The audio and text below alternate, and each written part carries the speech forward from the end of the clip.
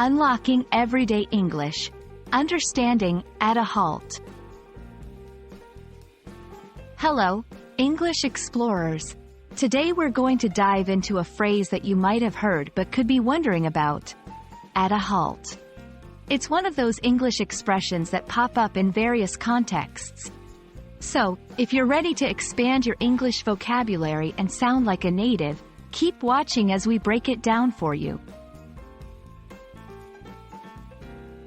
At a halt is a phrase that is used to describe a situation where movement or progress has stopped. Think of it like hitting the pause button on a video. When something comes to a halt, it ceases to move or continue.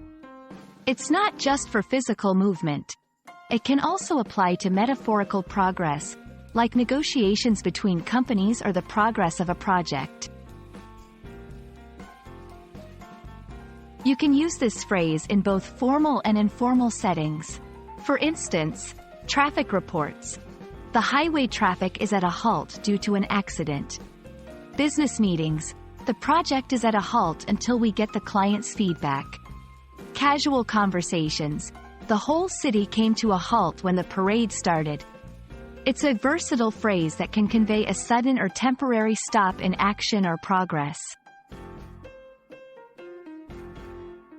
Let's look at some examples to see how this phrase is used in full sentences. Construction on the new building is at a halt until the city approves the plans. When the power went out, production in the factory came to a halt.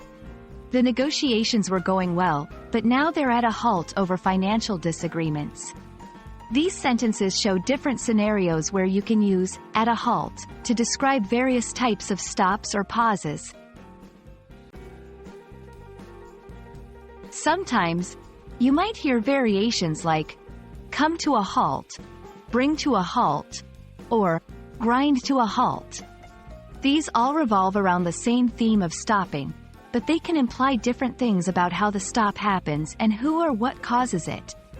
Come to a halt implies that something stops on its own. Bring to a halt indicates that an external force or action causes the stop. Grind to a halt, often used to describe a slow or gradual stop, sometimes with difficulty or resistance. There you have it. You now know how to use the phrase, at a halt. It's a small addition to your vocabulary that can make a big difference in how you express stoppage or interruption. Try it out in your next English conversation, and you'll see just how handy it can be. Thanks for watching, and we hope this video has brought your English learning to anything but a halt. Keep moving forward, and see you in our next video.